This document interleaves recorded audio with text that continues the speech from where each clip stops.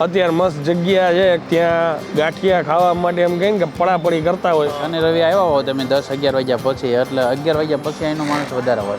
અહીંયા કેટલા વર્ષ થયા? અહીંયા 8 વર્ષ થયા. ઓકે, અને ટાઈમિંગ શું હોય છે આપણો? ટાઈમિંગ આપણો 6 થી રાતના 2 ફિક્સ ટાઈમ જ છે. એમ? હા. બાજુમાં ચિપ્સ કરાય છે અને આ બાજુ વણેલા ગાંઠિયા ઉતરે છે.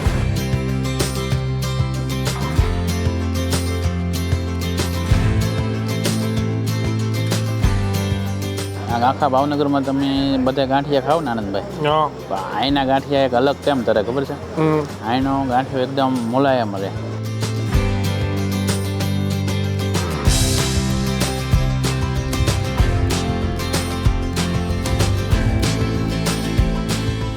તો ફરી એકવાર તમારા માટે એક નવો વિડીયો લઈને આવી ગયો છું અને ભાવનગરમાં છીએ એટલે આપણી સાથે ગોપાલભાઈ હોય જ. ગોપાલભાઈ અહીંના ભૂમિઓ છે, હજી જેને ન ખ્યાલ હોય કહી દઉં, બહુ મોટા ફૂડી છે, રિયલ કાઠિયાવાડી ટેસ્ટ કરીને એમની યુટ્યુબ ચેનલ છે અને ઇન્સ્ટાગ્રામ ઉપર ધૂમ મચાવે છે.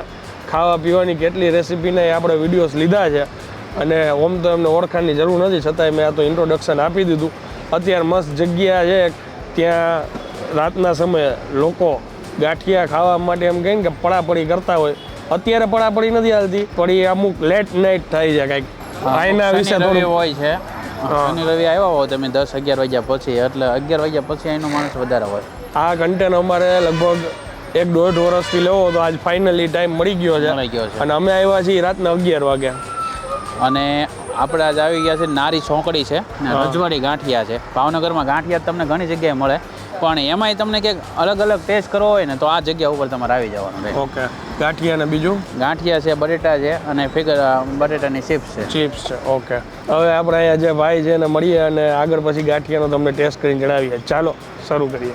કેમ છો? મજામાં? બસ મજામાં હશે. તમારો પરિચય આપી દો ને.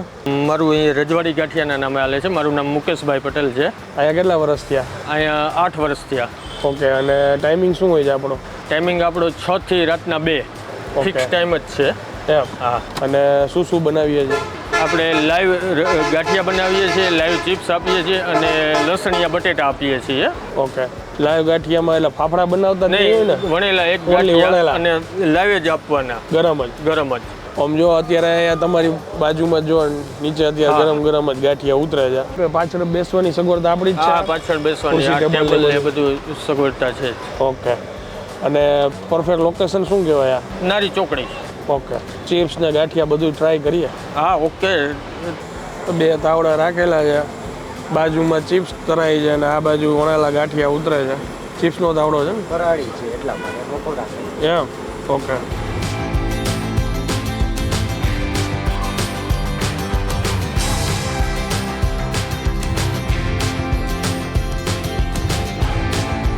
ભાઈ આવી ગયા છે ગાંઠિયા, ચિપ્સ ને બટેટા. અને ભાવનગર છે એટલે સમજી લ્યો બટેટા વિના અધૂરું છે. સવાર હોય, રાત હોય, ગમે ત્યારે હોય, બટેટા તો હોય જ તે. એટલે હવે ગાંઠિયા ને બટેટા તો આપણે ખાશું. કોમ્પ્લિમેન્ટરી ગઈ એમની ચટણી છે, સંભારો છે, મરચાં છે. ચિપ્સ જો સાથે ખાવી હોય તેની સાથે સોસ બી છે. વ્યવસ્થા છે અહીંયા બેસીને નિરાતે ખાવાની. અને ગાંઠિયો તમે જો એકદમ આમ ફાઇટો છે ભાઈ, એકદમ જાડો છે. સૌરાષ્ટ્રમાં જ તમને આ રીતના વણેલા ગાંઠિયા જોવા મળશે અને મોઢામાં મૂકો ને એટલે એકદમ સોફ્ટ હોય. આપણે બોલી છીએ પણ ખાઈને બતાવી દઈએ. આ પપૈયાનો સંભારો. આખા ભાવનગરમાં તમે બધા ગાંઠિયા ખાવ ને આનંદભાઈ, પણ અહીંના ગાંઠિયા એક અલગ કેમ તરે ખબર છે? અહીંનો ગાંઠિયો એકદમ મુલાયમ રહે, પોચો, સોફ્ટ. હા.